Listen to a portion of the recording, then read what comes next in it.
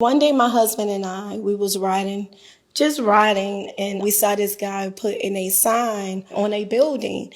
And I said, baby, stop.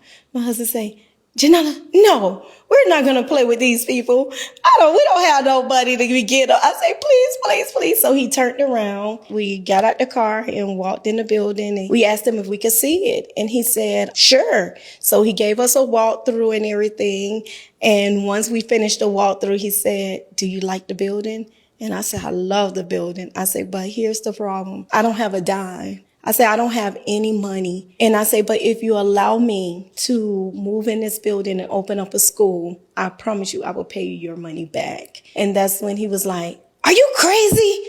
No, no. And I'm like, oh God, my husband got in the car like, oh my God, she just embarrassed me. He asked me for my number. And a couple of days later, he gave me a call and he said, hey, come pick up the keys.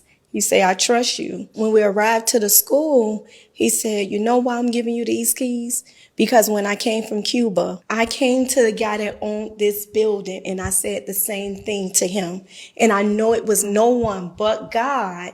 And he wanted to see how I handled this with you. And he said, please don't let me down, but I believe this is no one but God. From that day, that's when Shepherd of God came about. It was so funny because we was putting out flyers. We was doing so much to get kids into the school. He had cameras all around the building.